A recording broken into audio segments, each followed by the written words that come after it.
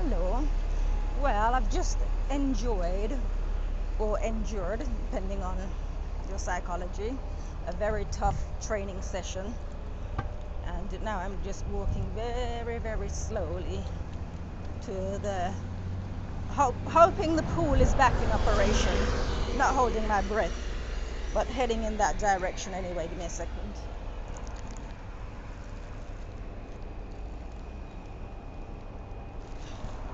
Right. So now, darn it, I'm not sure what I'm doing here. Give me a second. Another second, I should say. That's better. Right, so I've endured training, and now I'm heading to I'll probably use the sauna for maybe 5 minutes or so. It won't stay too long.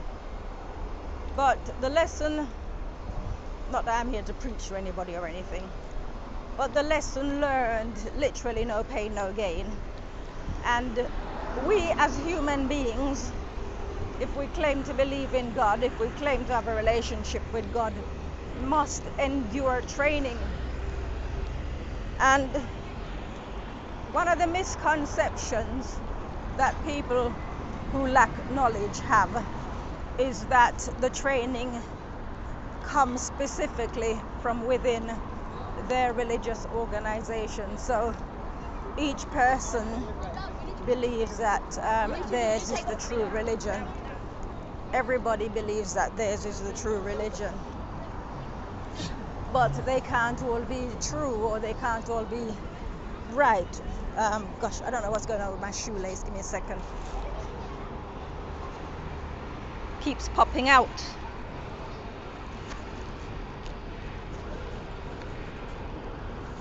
Yeah, as I was saying, that is a misconception. I've not been to church for nearly 20 years now. And my relationship with God just keeps getting better and better and better. So, I mean, without wishing to go into it, obviously in the Bible it says we shouldn't be unequally yoked. And that goes with any relationship, family, friends, and so on. So I was just having a conversation earlier, and I said that for me, the most important thing, the most valuable relationship is the one a person can have with God. Whereas some people, including the person I was speaking to, their religion means everything. And this is the problem. I've come out of a system. When I say come out of a system, I went to church because it was something, that's a church that God sent me to for his own purposes. And when it was time to leave, I left having endured the training. Just as I, with the fitness trainer here, I've just endured a hard session doing things that I'd never done before. And so when I used to go to church, what I got out for it, I learned how to teach, how to give talks, how to organize activities, just, sort of got a good education out of it. It wasn't church that helped, if you like, breed my relationship with God. That was my own personal, I had a keen interest in getting to know God. And I didn't get that from church. In fact, church kept me from being able to pursue the relationship that I should have been having. And in fact, when my sister bumped into someone, she was still going to church at the time, I believe, and someone asked her, why is it that I don't come to church? And she said to them that church is getting in the way, or rather church gets in the way of a relationship with God. And I don't believe it. I know it absolutely, that the people who cling closest to religion are those who know God least of all. I don't have contact more than to exchange pleasantries with people I used to know from church. But that's not because I choose not to. It's more to do with the fact that it's one of those things where it's almost like they think they're going to catch what you've got if they maintain contact with you. Give me a second. I'm just popping into the chemist to ask if they've got tea tree oil. So bear with me a second. I'm not going to switch off. Hold on 1 second. Hi. Hello. Hi. Do you have tea tree oil? Yes. Yes, you do. Check on there. Is this the one I normally get? Give me a second. I want this for my hair, you see.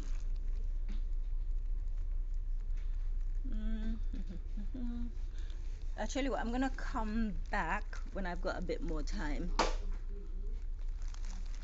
Yeah, I'll come back next when I'm back in the area. As long as you've got it. Thanks. Right, give me a second. Right, so tea tree oil for my hair. Yeah, because I've got to get back to work. I'm on another deadline. So I just wanted to check, because last time I went in there, they didn't have any. Yeah, so I know 100% without a shadow of a doubt, not just based on my experience, but based on the experiences of others who they've been committed, deeply committed to attending church. My shoelace again. Oh, gosh. Come on. Right, that's better. Deeply committed to church, and they've not grown as human beings. In fact, they've gone backwards. So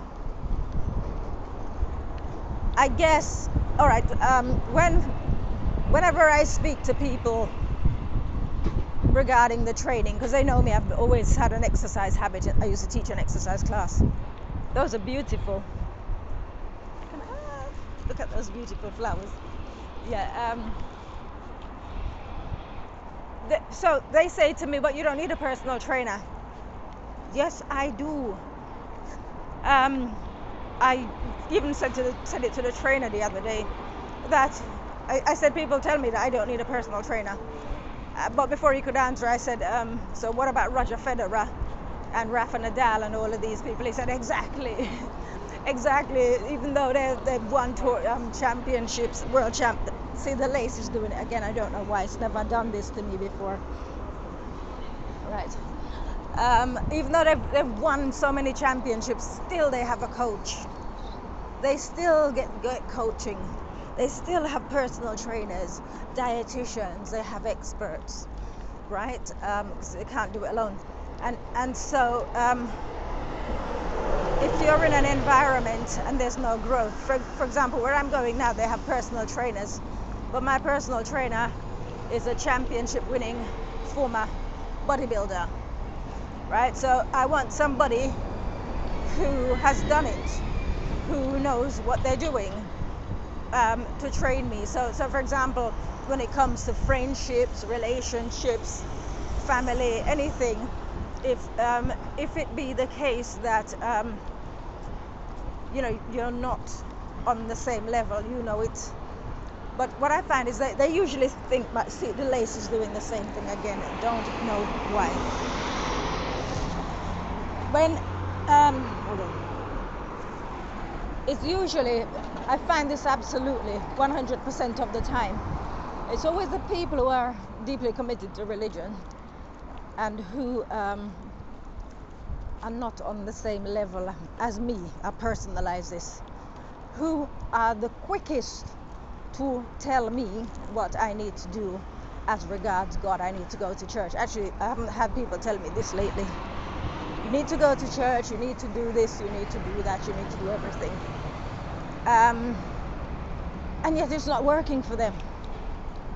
The very thing they're telling you to do isn't working for them, because they don't have a relationship with God. So I just popped into the shop to get tea tree oil. See, the lace. Again, it's doing it. I popped into the shop to get tea tree oil just now, or rather to check if they have any. And that's what I use on my hair. I took my hair out yesterday, and it's grown a lot. And I'm somebody who I've got sensitive scalp, and I've just not consulted the experts. I consulted the creator. When I say I consulted, I you do what you know that you can do for yourself, and then he adds to it by giving you inspiration. And so I guess I'm coming up to the gym now, but I guess my bottom line is that oftentimes because people are so committed to the religion, going through the rituals and everything, that they don't make time for God. But for me, I've said religion is a vehicle. That's how it worked for me. It was a vehicle to take you from A to B. And then once you get there, you get off. See, there's this coach here waiting to pick up people, right? So they're going to get on this coach and then they're going to get off. They're not going to stay on it for life, just going around in circles. So when I was sewing this morning, I was up quite early to make headway with the deadline. And the example that came to me was Saul, who became Paul. He was radically against the Christians, and then in one moment God changed him and he became one of the fiercest Christians ever. Sort of went from one thing to the other. So I believe, well, I don't believe, I know that God can change people. So it's not religion, it's God, it's the Spirit of God that works in people, and God can change people just like that. I can provide so many examples of where that has happened. I remember one guy, it's a long story, I won't go into it, but he ended up thanking me for saving his life in front of people who used to mock me, right? Because God basically gave me an assignment, but I wasn't sure what the assignment was. But it was, in the end, he said in front of the whole class, he said there were tears. He was teaching the class. He said there were tears, and he thanked me in their presence for saving his life.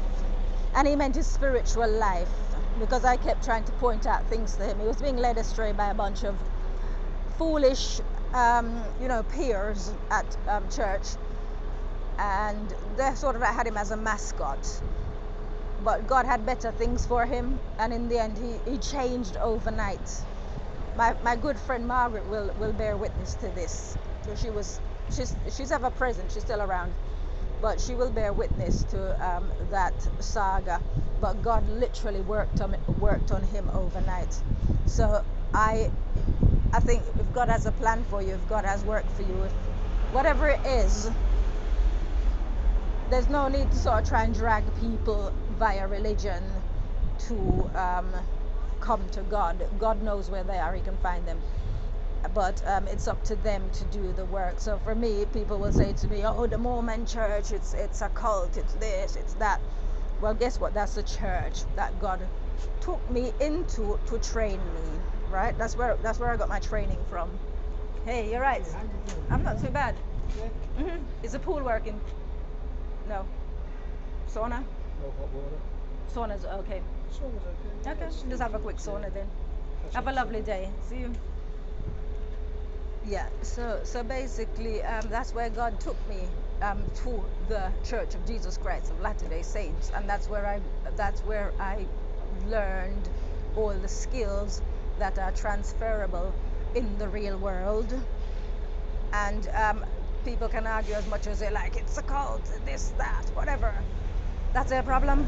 The relationship is, always will be with God, and it doesn't matter where he takes you, that is where you go.